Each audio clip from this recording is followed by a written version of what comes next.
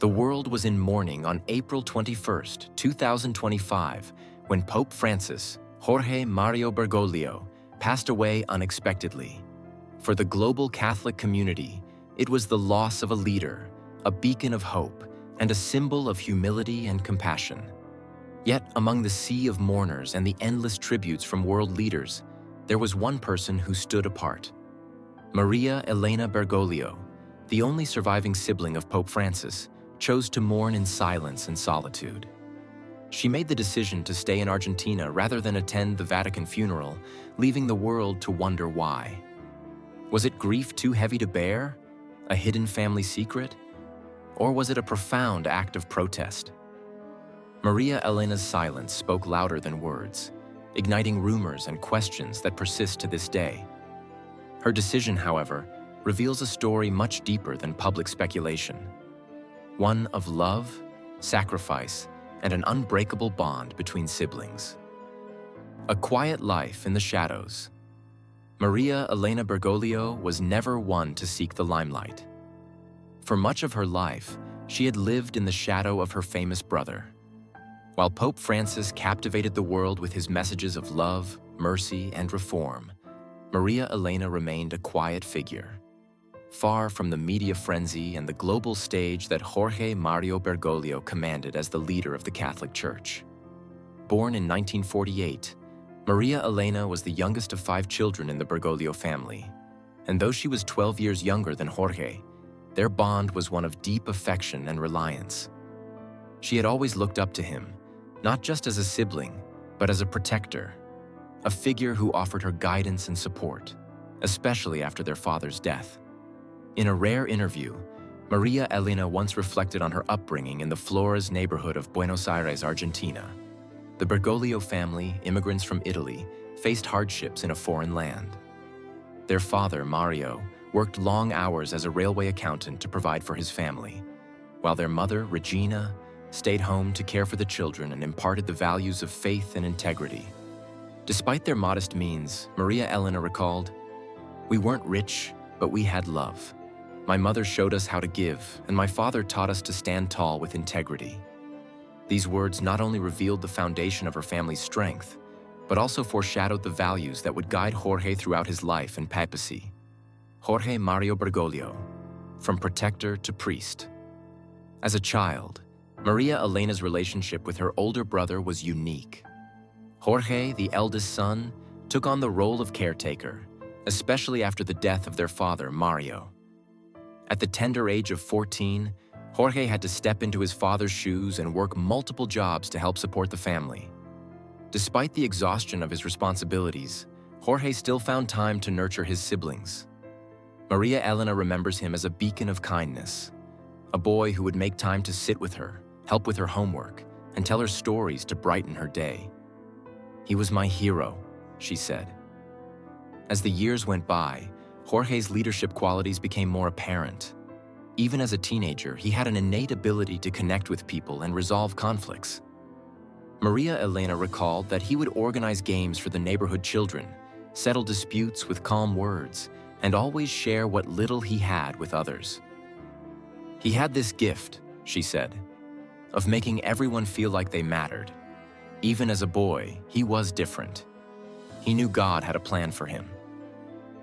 That plan, as it turned out, was one that would take Jorge far from the streets of Buenos Aires, into the seminary, and ultimately to the Vatican. Pope Francis, a global leader, a brother lost. When Jorge became Pope Francis in 2013, the world celebrated. His humility, compassion, and call for reform resonated with millions. He was a pope who washed prisoners' feet, embraced refugees, and called for peace in conflict zones like Gaza. For Maria Elena, however, it was a bittersweet moment. "I was so proud, but I felt I'd lost my brother to the world," she admitted. The man who had once been her protector, the boy who had been her hero, was now a global leader, and the media spotlight shifted onto her as well. Maria Elena struggled with the sudden attention. The press relentlessly sought stories and gossip about the Pope's personal life, about his family, and about the woman who was the sister of the Pope. "It was awful at times," she confessed. "People wanted stories, gossip. I stayed quiet to protect him, to let him lead without distraction." She chose to remain in the background, allowing her brother to lead the Catholic Church without the weight of her presence drawing attention. The world saw Pope Francis as a symbol of compassion, a beacon of hope. But to Maria Elena, he was still her brother, the boy who held her hand when she was scared, the man who stood beside her through life's challenges. The sudden passing of Pope Francis. When Pope Francis passed away on April 21st, 2025, after a prolonged battle with pneumonia, the world was shaken. The Vatican announced that his body would lie in state at St. Peter's Basilica for 3 days, and millions flocked to Rome to pay their respects. World leaders, from US President Joe Biden to King Charles of the United Kingdom, sent their condolences. Pilgrims from around the world gathered in the Vatican, honoring a pope who had reshaped the church and touched the hearts of millions. However, one notable absence stood out among the sea of mourners: Maria Elena Bergoglio. The only surviving sibling of Pope Francis, she made the decision not to attend the funeral. Instead, she chose to remain in Argentina, mourning privately in the country where she and her brother had grown up. This decision sparked an immediate firestorm of rumors. Was Maria Elena too heartbroken to face the crowds? Was there a family rift that had been hidden from the public eye? Or was her absence a protest, perhaps a statement against something within the Vatican or the Catholic Church itself? A sister's quiet rebellion. Maria Elena, however, had no desire to engage in public drama or speculation. In a rare statement, she explained her decision, and her words struck a chord with those who knew the true depth of her bond with her brother. "Fourier was my brother," she said. "Before he was Pope, he was my brother. I didn't need to go to Rome to say goodbye. He's with me here, in the streets. We walked in the home we shared, in the faith we learned together." For Maria Elena, attending the Vatican funeral felt unnecessary, even impersonal. The world saw Pope Francis as a leader, a symbol, but to her, he was the boy who held her hand when she was scared, the man who had been her protector and her guide throughout her life. Her decision was not a rejection of her brother's legacy or the Catholic Church. It was an act of personal mourning, a quiet tribute to the relationship they shared.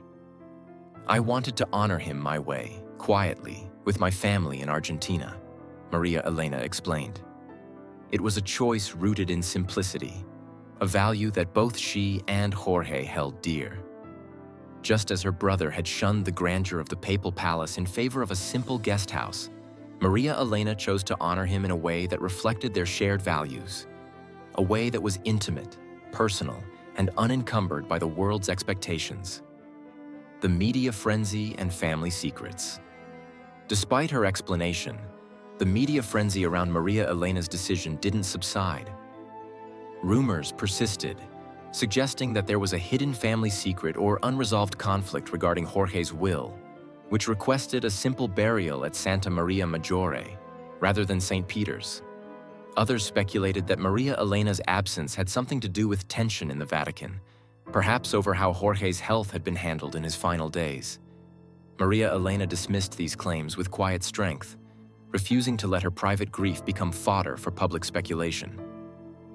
"There's no secret, no fight," she said. "Jorge and I shared everything. His wishes were clear, and I respect them. I stayed home because my heart told me to, because that's what he would have wanted." Her words, spoken with calm resolve, were a testament to the humility that defined both her and her brother. It was a humility that had guided Pope Francis throughout his papacy, and one that Maria Elena continued to embody in the face of public scrutiny. Her choice to stay away from the funeral was a final act of love, a quiet gesture that spoke volumes about the bond they shared and the values they held dear. A quiet life, away from the spotlight. Maria Elena, who had always remained in the shadows of the global stage, was not a public figure. For years, she had lived quietly in Argentina, far removed from the spotlight that shone on her brother. She was not known for making headlines or speaking to the media, and she had deliberately stayed away from the public eye as Pope Francis became a global icon. Even as her brother's fame grew, Maria Elena preferred to stay out of the limelight, living a peaceful life with her family in the town of Ituango, Argentina. In many ways, she was the antithesis of the world's expectations of what a sister of the Pope should be. She did not relish fame, and she certainly did not crave the attention that came with being part of one of the most well-known families in the world. But when Pope Francis passed away, Maria Elena's absence at the funeral became a matter of global curiosity. Why had she, the only surviving sibling, decided not to attend? The answer, as she would later explain, was far simpler and far more profound than the world could have imagined. Maria Elena was not hiding from the world, nor was she protesting anything. She was, instead, honoring her brother in the way that felt most authentic to her. Her decision was not born from grief alone, but from a deep personal understanding of what true faith and love really meant. The deep bond between siblings. To understand Maria Elena's choice, it is important to look at the bond she shared with her brother, Jorge Mario Bergoglio, before he became Pope Francis. Their relationship was forged in the crucible of family life, and it was a relationship built on mutual respect, love, and an unshakable connection to their faith. The Bergoglio family was not wealthy by any means, but they were rich in love and spiritual values. Maria Elena was born in 1948, making her 12 years younger than Jorge. From a young age, she looked up to him as a protector, a guiding force in her life. She recalls Jorge as a caring and compassionate brother who, despite the difficult circumstances their family faced, always found ways to take care of them. Whether it was through helping with her homework, comforting her when their father passed away, or sharing in the everyday joys and struggles of life, Jorge was a constant source of support. Jorge's devotion to his family was clear even in his early years. When their father, Mario, passed away, Jorge, though still a teenager, stepped up as the head of the household. He worked multiple jobs, sweeping floors, helping out in a lab, to ensure that his family could make ends meet. Despite the physical exhaustion from his various jobs, Jorge always found time to be with his siblings, especially Maria Elena, whom he would console and guide. "He was my hero," Maria Elena often says. "Jorge was always there, and he always made me feel like I mattered." The turning point. A path to the priesthood. As Jorge grew older, it became increasingly clear that he was destined for something greater. At 21, he made the decision to enter the seminary and become a priest, a decision that would dramatically change the course of his life and the lives of those around him. For Maria Elena, this news was both a source of pride and confusion.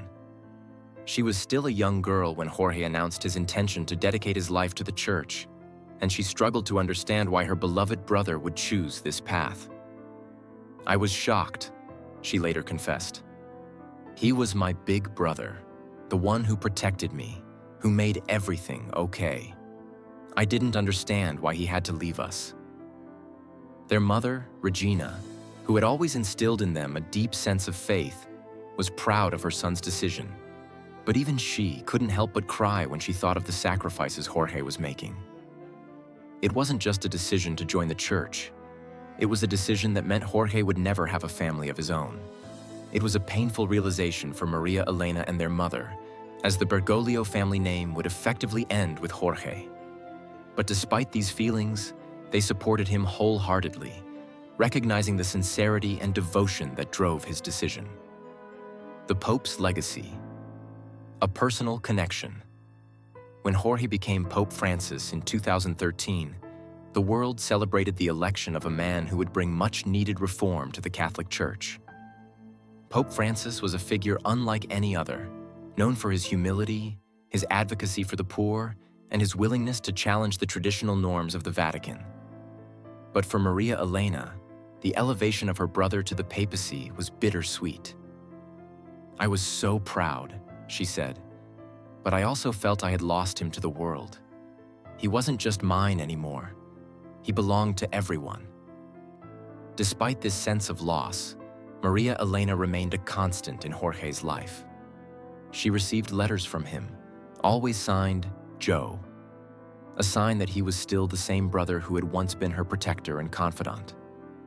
Even as Pope, Jorge made time for his sister, asking about her family and checking in on how she was doing.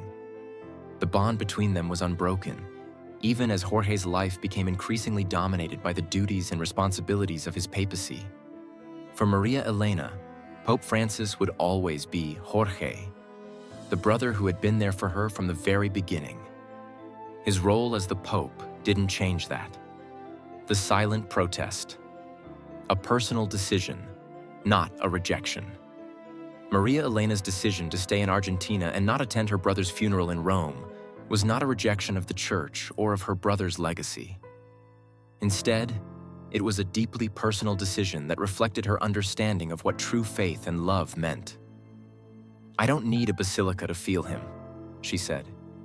"He's with me here in the streets, in the home we shared, in the faith we learned together." Maria Elena's choice was also a reflection of Pope Francis's own values. He had never been one to seek grand gestures or public acclaim. He chose simplicity over spectacle, humility over pomp, and service over self-promotion. Maria Elena's absence from the funeral was, in many ways, a quiet tribute to these values. It was her way of honoring her brother in the way that felt most authentic to her, without the need for ceremony or public acknowledgement. "Jorge taught me that faith isn't about show," she said. "It's about love, about doing what's right, even if no one sees." The final goodbye, a lesson in love and faith. In the weeks following Pope Francis' death, Maria Elena's decision to stay in Argentina became a topic of reflection for many. Some saw it as an act of defiance, a protest against the Church or the world's expectations. But for those who knew the Bergoglio family and understood the depth of their relationship, Maria Elena's choice was a poignant reminder of the power of personal connection and authentic faith. Maria Elena's decision challenges us all to consider how we honor the people we love. It reminds us that love doesn't need a public stage, and faith doesn't need to be performative. We can grieve and celebrate in ways that feel true to us, not because the world expects it, but because it is what feels right. Maria Elena's quiet mourning in Argentina was her way of honoring Jorge, the man she had always known him to be. To her, his spirit was not bound by grand ceremonies or crowds of people. It was alive in the memories they shared and the love they had for one another.